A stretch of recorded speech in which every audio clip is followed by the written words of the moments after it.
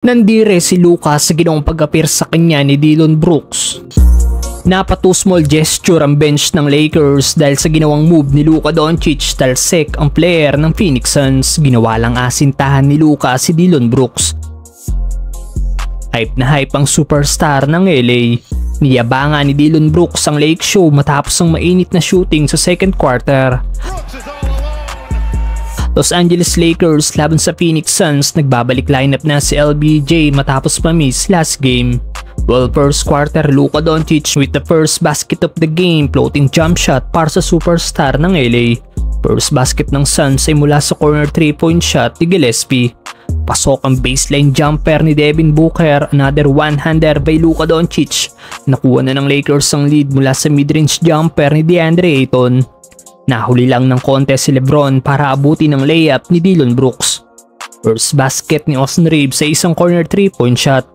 Iwan naman si Devin Booker sa crossover move ni AR-15 sabay atake sa big man ng Phoenix Suns.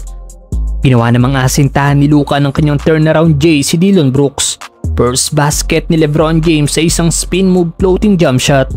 10 points na kagad si Luka after ng isa na namang floater. Panis naman si Jackson Hayes sa layup ni Dillon Brooks.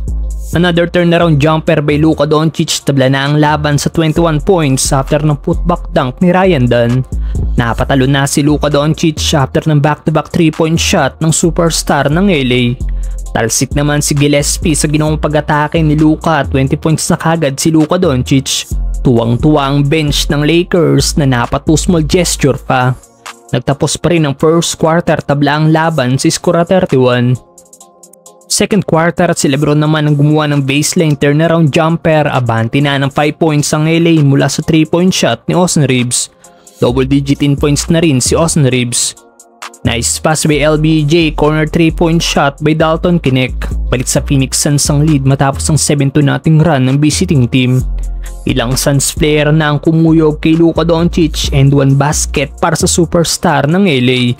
Nandiri naman si Luka matapos siyang apira ni Dillon Brooks. Si Brooks ang patuloy na gumagawa sa Phoenix Suns sa meron ng 14 points after ng ginawa niyang jump shot. Napatingin na lang si Luka sa 200 dunk na ginawa ni Mark Williams. Napa-timeout na ang Lakers matapos sumabot na sa 8 points ang lamang ng Phoenix Suns.